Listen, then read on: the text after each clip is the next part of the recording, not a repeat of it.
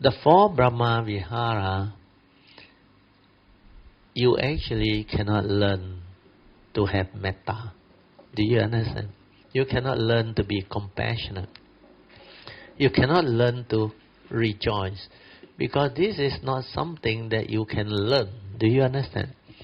These are the virtues that you must have for it to manifest. That's why there is no such thing as, I must learn to be compassionate. I must learn to be loving. I must learn to rejoice. To me, it's like yan. You know what is yan or not? It's like suppressing your feeling. But you are not really having the love, the metta inside. But you learn to be loving. And you don't have compassion. You want to learn to develop compassion. That is all your thought telling you. Understand? And the thought that don't have metta, karuna and mudita, how can he learn something that he doesn't have? You cannot learn. Do you understand? That's why you must train your mind to understand through wisdom.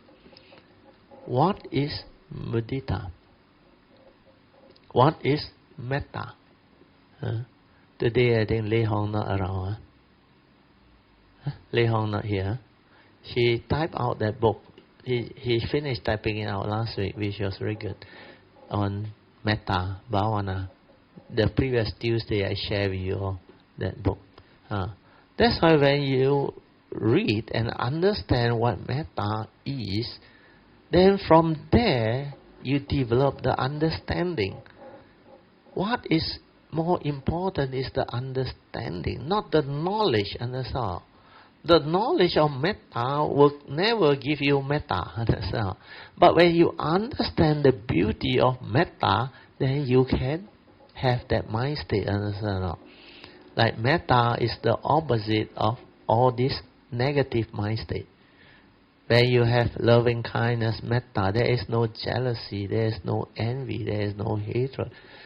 There is no negativity of mind state. And then you realize metta is beautiful. Then metta is something that purifies. Understand? When you have metta, you cannot have all those negative mind state. Means what? You are actually purifying your mind. Because with metta, you cannot break precept anymore. You cannot get angry. The evil root cannot come in. You cannot become emotional. Because that love is there. It's not only the conditioned love, understand? The what they call mundane type of love, understand? That one is infatuation, or love when you see the beauty, when you see everything goes according to your standard, understand? Then you say, I love you. But when those conditions missing change, the love also disappear. Means this is a selfish love, conditioned love. You love because you see the beauty, outward appearance. You love because you see the wealth, the money, and all those things. You think you will have good life and all those things. So a lot of this so-called thought-based knowledge type of love is with selfishness, with the mind behind doing the weighing. So when you cannot develop the mindfulness to see all this, then the thought is active. And this will lead to the evil roots coming in to create selfishness. That's why you cannot learn to have metta. You must develop wisdom and see the importance of having this quality of mind. When I see the importance, I will go all out to develop it. True or not? I don't need to learn. Because I see the importance. That's why I can have it. Then when I have it, metta can be radiated. Metta can be shared, given to the world. Similarly, rejoicing. You can never do all those negative things anymore. Where you understand the beauty of rejoicing. When I rejoice, I develop wholesomeness. I will not have negativity of mind state. That's how you develop it. That's why without wisdom, you cannot learn things, you cannot develop things. If you want to learn, you must develop the understanding. When you understand, you learn very fast. When you don't understand, you actually don't progress. Because that so-called learning is what the thought is telling you. I have to learn to be kind, to be generous. How can you do that? Learning is knowledge. Do you understand? Rigid. Then I pretend to have that.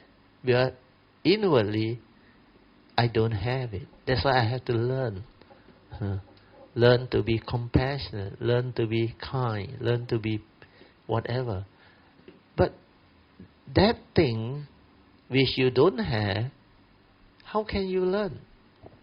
You must have it, then no need to learn. Understand? Where you see the importance of it means you understand this metta is so beautiful. That's why the moment you understand its beauty, you will go all out and develop it. You don't have to learn anymore. But this is what I must have. It's just like right view with accordance with the law of karma.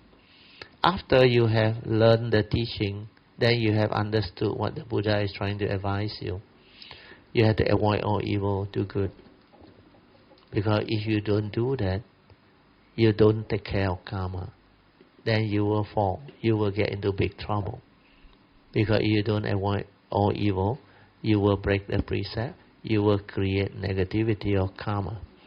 Then if you don't cultivate virtue, wholesomeness, kindness, goodness, merits, you will not have the good life. Where the law of karma is against it. So when you understand all this, you will automatically have the wisdom to follow the advice of the Buddha.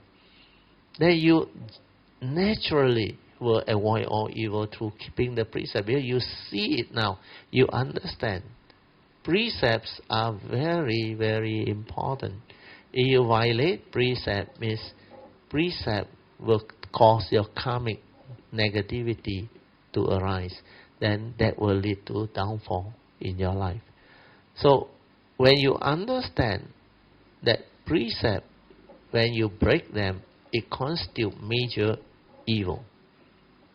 Then you will understand why the Buddha said we have to keep our precept. But that is out of love and compassion, so that you can really avoid all evil. But when you violate them, it constitutes major evil. So that understanding will move you to cultivate, to develop it. Where you develop it through understanding, not develop it through knowledge. Oh, I must have this type of virtue. It's just like when you are violent, okay? When you know that you are very violent, small thing you react, you get angry, and you are very possessive, authoritative, very violent. Then you go and see somebody who want to teach you, and you think it's logical. You know what he will teach you? Go and practice non-violence. Can you do it? Can you practice non-violence? But this habitual tendency of violence is inside you, understand? How can you practice non-violence? The violence is inside you, understand? You have to meditate to understand that violence is not you, understand? And then with that wisdom, no need to practice. The violence will not arise. You can root it out. Do you understand? That's why you need understanding, not to go and practice the opposite, non-violent. If I meditate and understand that fear, worry, anxiety, sorrow and lamentation and violence is dependent originating, condition arising mind state, then I know they come and they go, I didn't die. So how can violence be me? Fear also the same. Anger also the same. Hatred also the same. Envy, jealousy, sorrow and lament also the same. They come and they go and I never die. Then why must I attach to those negative mind states? I am angry. I still have anger. I still have violence. This is delusion. Do you understand? They arise due to what? Because you lack wisdom. You are deluded. The form and mind attached to the five aggregate of mind, thinking that you are real, thinking that that guy is real, thinking that that guy scolded you, and you are hurt because of the self-identification. Do you understand? Sakkaya-ditthi. So when I see all this, when I understand, I develop the wisdom, then I don't have to practice anything. Understand? I don't have to practice non-violence. That is stupid. Because when I understand that violence is not me, what is there to practice? Do you see that point? I become that is because of my ignorance and delusion. Hate on me, hate on you. So who is getting angry? Who is violent? Nobody. Because you lack right view. That's why you cannot have love. You cannot have compassion. You cannot have sympathetic joy. You cannot be in the state of equanimity, where you think the form and mind is real. You think the form and mind is you. But when you meditate according to the Buddha's way and understand that this form and mind is not you, they are dependent, originating, condition, arising, causal phenomena with the universal characteristics of impermanent. When you cling and you grab, it leads to suffering. Then because they are impermanent, it's not a permanent, unchanging entity. That's why it's anatta, non-self, empty. Then you awaken. Then you realize, no more problem. Well, all this mind state is my reaction through ignorance. Then I realize, without ignorance, with wisdom, I don't have to react. I can be at peace with every situation, every living being. Do you understand? That's why there is no need to practice.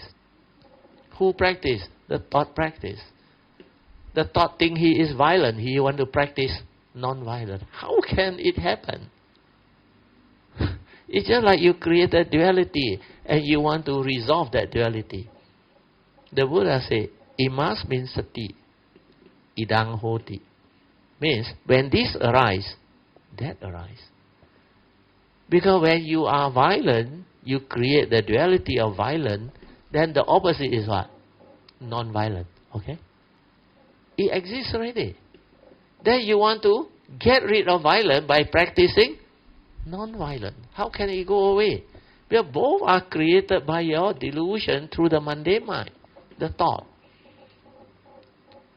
So the Buddha say the second stanza is very important.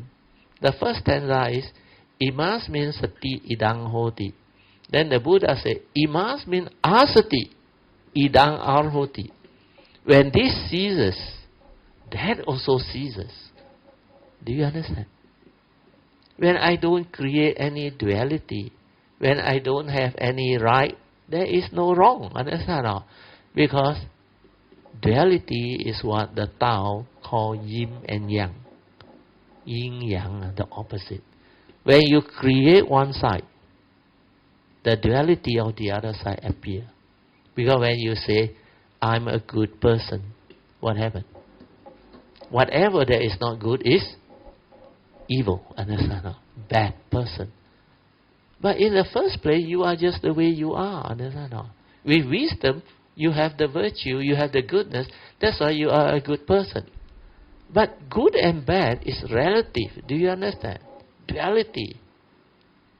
Thought creates words to divide.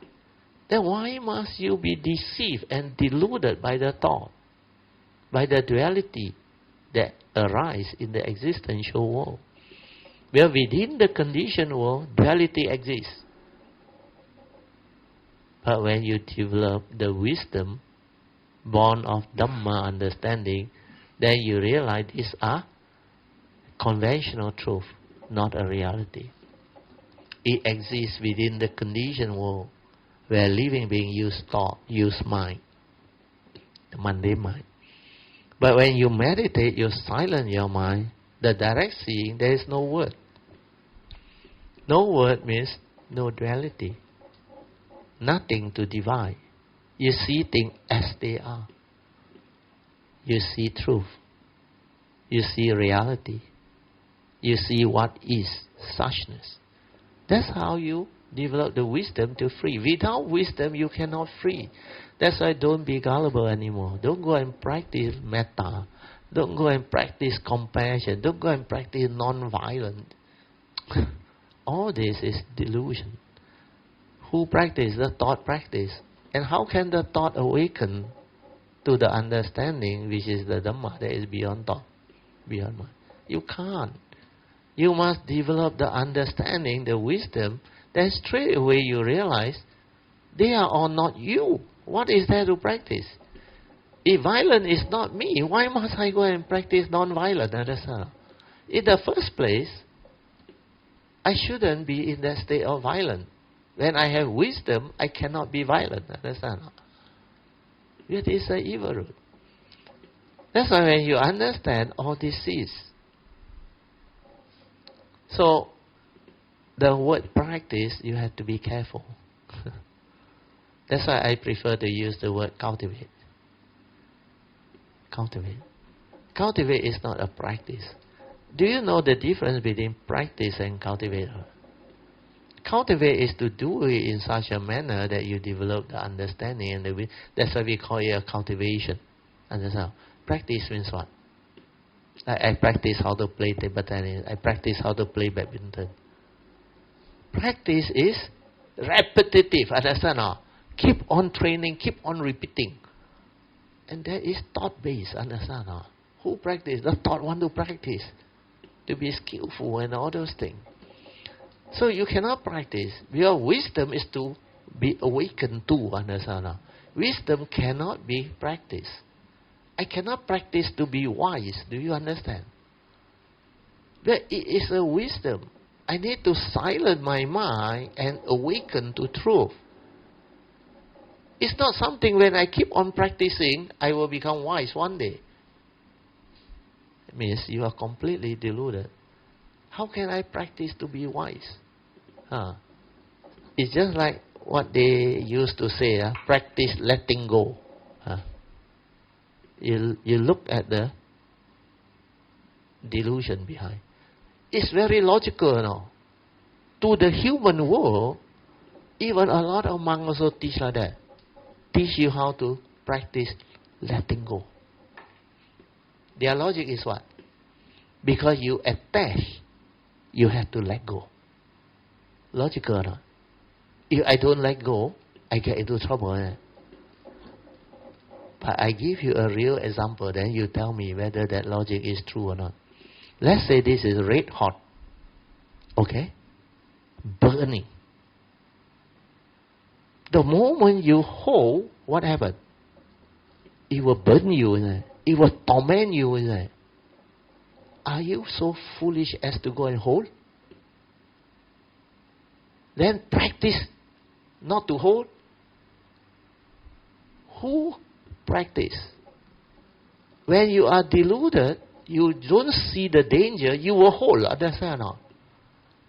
That's why you keep on clinging, grasping, holding, and become miserable. Suffering arises already. You still don't know. You still blame. That guy make me angry. You have not done that, I would not be what I am. Do you see the reality behind? The reality is the thing that burn and torment is not at the physical level. Understand?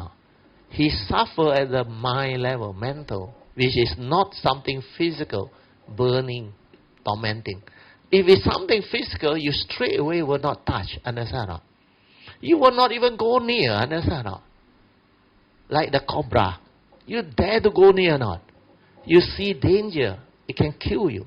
You dare to go near or not? Straight away you will not hold. Understand? If this is burning hot, you are so gullible as to hold. Nobody will hold. Understand? It's only the guy that is deluded will go and hold, where he don't see the danger. And the guy who hold, which is deluded, want to practice letting go. Is it possible? As long as you are deluded, you will hold. The other example that I always give is, I always ask you to apply Noble Eightfold Path. Okay? Noble Eightfold Path means what? You have to understand the problem. When I have right view, I understand, then I will not get angry, I will not react. I will not do all those things. But if I don't have right view, I will always react, blame, and get angry. And how can I learn when I do that? But that itself is wrong view, delusion. I cannot see the truth, the reality.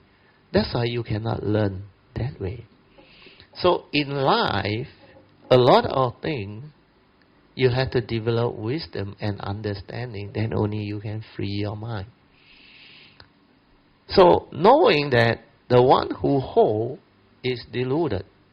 The one that is wise will not hold. He sees the danger. You understand? If I don't hold, because I have the wisdom, do I need to let go? You see the understanding behind it. I already understand the danger, that's why I cannot hold. Means I have wisdom. My problem is gone. When I know this is dangerous and I will not hold, the moment I hold, I grasp, I develop suffering. It will burn me and torment me. I see it so clearly. That's why I cannot hold. The wise one cannot hold. Is there a need to practice letting go? Who practice? The guy who is holding, trying to practice. Understand now? And do you think he can let go? The real life example is very simple. People will come and tell you, forget about him lah. Especially couple, spouse. They, through misunderstanding, want to divorce, quarrel, Then the friend come, hey, let go lah. You think you can let go? Well, your negative thought, keep on clinging to that thought. This guy, last time, say all those nice things to me when he was courting me. Can even promise me the moon and all those things. Now, you call him a bastard. This bastard did this to me, want to divorce me and all those things. So the anger comes from where? Because the delusion hold on to it and thinks that he is real, you are real. That's why the anger, the hatred, then it becomes jealousy. Then you quarrel. You create all the negativity of mind state, leading to all the suffering, the fear, the anxiety, insomnia, cannot sleep. Then what happened? The Buddha said, this is suffering. Understand? Then somebody come along and say, hey, practice letting go. Let go of that guy. You think he can let go? There is no way. Understand? It's just like when you get angry, you say, don't get angry. Practice non-anger. How can you practice non-anger? So every time when the anger want to arise, what do? Because you think you know the Dhamma. I still have anger. You say, means your cultivation is not correct, understand, or not perfect. Means you are not enlightened yet. Then you say you still have anger. So what do? You try to suppress your anger. So want to get angry, also suppress. Yan. Is that real Dhamma? Real Dhamma is to develop the understanding. Why did I get angry? Trace the origination factor. Then when you understand, retrospectively reverse it. That's why the Buddha said, the third way, when there is fear, there is anger, silence your mind and stay with it. Then see what happens. If you don't do anything, it ceases to be. That's how you free. Then you come to understand fear, anger is not what you think. They are not intrinsic in your mind state. They are dependent originating mind state. Before you get angry, you are not angry. There was no anger. Before the fear arise, there was no fear. Then how did fear arise? How did anger arise? That's what meditation is all about. Trace the origination factor through mindfulness, through awareness, through observation in life. Then you understand. Then when you understand that it's self-delusion that condition all this to stir your mind, then you realize that is the problem. That is where or the wrong view and wrong understanding create the movement and cause the anger to develop the suffering, the misery. Then when you understand already, what must you do? Retrospectively reverse it. That's why after that you tell yourself, the next time I see that guy, or the next time I hear something negative, how can I not react through wrong view? Don't stir my mind and get angry or develop the fear, the anxiety. That is what meditation is all about. That is what wisdom is all about. Then you check, what did the Buddha say under the teaching? The Buddha said, let things be. See things as they are. Can you accept the world as the world? Can you see things as they are? That's why you must understand the teaching. The Buddha said, when conditions like that, things are like that. The world will be like that. Similarly for people. Deluded beings do deluded things. People are just the way they are. So when you have this understanding, wisdom, see things as they are, as they really are, or truly are. Be at peace with the moment, through wisdom, through right view. Then you know how to apply the teaching, the Noble Eightfold Path. Right view leading to right thought, right speech, right action, right livelihood, and right samadhi, the four right efforts. That's what you have to do. That's how you free your mind. Don't be gullible and deluded and go and practice the opposite duality. Where got such practice? Practice to let go. Practice non-violence. Practice non-greed, non-selfishness. Where got such practice? Without wisdom, they will be there. That's why develop wisdom, understanding. Meditate, silent, observe, understand. Then you are free. The moment you understand, you are free. You are liberated. You will not hold anymore. Do you understand? You see the danger. You see the foolishness, the delusion behind. That is the real cultivation. That's why I prefer the word cultivate. Don't practice. Practice is repetitive, mechanical.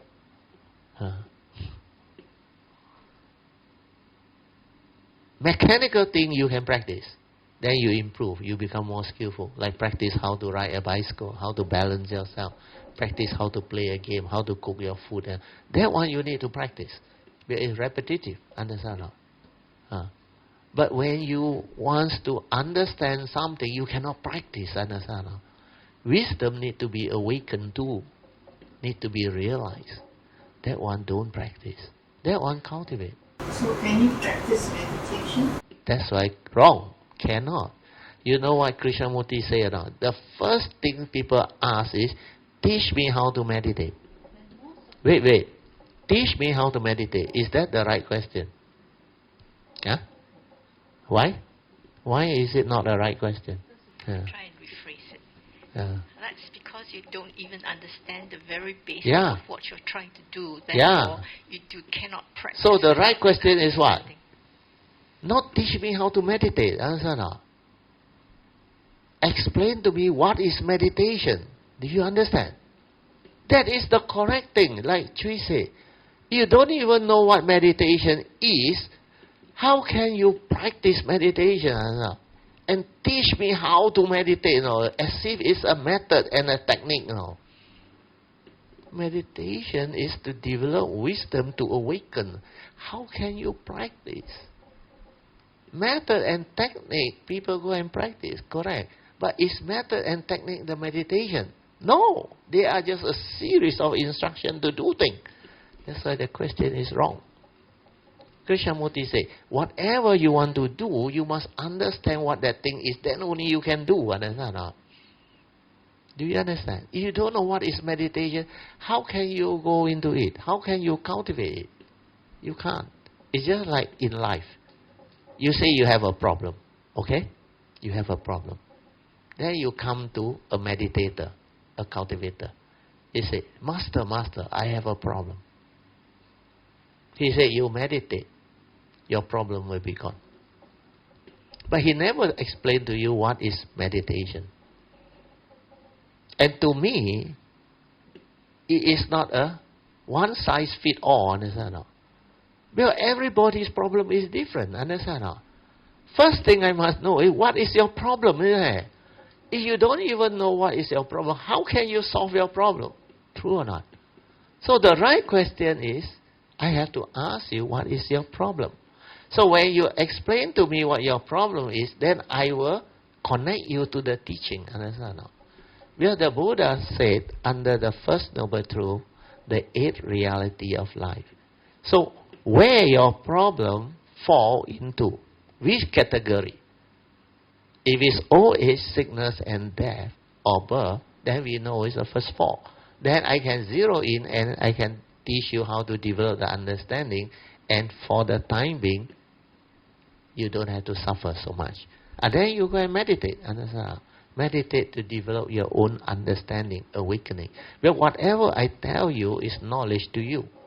But this is my understanding. If you have not understood, it's knowledge. You accumulate in your brain, understand? And this is knowledge. Then you try to use this knowledge to go back and practice. You cannot do it. You have to develop the understanding yourself. Means you have to go through the meditation, the training. Silence your mind. Develop the understanding through direct seeing, observation, understanding. Then, the moment you understand, no need to let go, no need to practice, no need to do all those things. You are straight away free. Understand? You got no more problem already. Understand? That wisdom free you. That's the reason why I say nothing free except your understanding, your wisdom. There are certain things you cannot practice on. Understand? Especially wisdom. The Dhamma. You have to awaken the truth. You have to realize it through the silent mind, through the direct seeing. The practice is always mechanical by the thought. Understand not? Who practice? Who meditate? The thought practice. The thought meditate. That's why you are trapped. So this aspect, go back and reflect, contemplate, understand it, so that you can free your mind, not to be trapped in it anymore. And the moment you can free your mind with this understanding, you learn very fast. You learn very fast. Yeah. Always remember, don't be gullible. Keep on believing what people tell you and keep on practicing. If you have practiced for umpteen years and you are still the same, your character never changed, your personality never changed, you still have problem in life, then better check what that practice is all about. Because you practice, that's why you become like that. Yeah. Practice is repetitive. You know what is repetitive or not? If you repeat what you do, let's say for 40 years, do you think you are going to improve? Because you are repeating what you are doing year after year, understand? But if you cultivate and keep on improving, every year is different, understand? There is the big difference between cultivation and practice. Practice means repetitive, understand? Mechanical. I keep on repeating it. That's why for the next 30, 40 years, you still want to continue to do that practice or not? No point. Understand? You may become more skillful in that practice, but that will not free your mind. Because you are still the same old mundane mind with the delusion. That's why you keep on practicing. But what is needed to free your mind is beyond thought, beyond mind, the unconditioned. So how can you use thought to practice? The instrument itself limits you from realizing the state that is beyond thought, beyond mind. So never use the thought to practice or to cultivate, to develop the meditation. To develop the meditation, you need to train your mind, to silence your mind, so that you realize that true mind, the awareness with it, that is the mind that can meditate and develop the understanding and the awakening. When you know that you have a nature within, that is the unborn, eternal life, that true nature, the Buddha nature, the self nature, then you will not have any more problem. Do you understand? Well, you know the form of mind is not you. Understand? Then you only need to silence your mind through meditation to understand why they are not you. See the dependent origination, condition arising, causal phenomena. Then the direct seeing will allow you to insight into phenomena. Then you realize what the Buddha meant by impermanent, anicca. If you grasp and cling and want things your way, which is not nature's way, you will suffer. Then you understand the universal characteristics of anicca, dukkha. Then because it's impermanent, it's not a permanent, unchanging entity, that's why it's anatta, non-self, empty, dependent, originating, condition arising, causal phenomena. That's why it's a phenomenal world of consciousness, arise and pass away, come and go. The aggregates are all of that. And when you understand that, the understanding free you. You will not be gullible, you will not attach, you will not cling to the five aggregate of form and mind. They will just be the way they are, in the proper place for you to use, for you to do whatever you want to do. Because these are karmically conditioned form and mind for you to come to this existential world to live life, to develop the cultivation, the training, the perfection. Yeah. So all this is what Dhamma is all about. When you understand, your mind becomes beautiful. You can liberate like the lotus above the filthy pond. Then when you liberate, you are not affected by the conditioned world. Then everything becomes clear. That's why you must have the wisdom of both, the conditioned Dhamma and the unconditioned Dhamma. Then the Heart Sutta say, Zhen Kong Miao Yu. True emptiness is wonderful existence, become very clear to you, very meaningful. Means when you understand true emptiness, life become wonderful, meaningful, beautiful. That is what Dhamma is all about.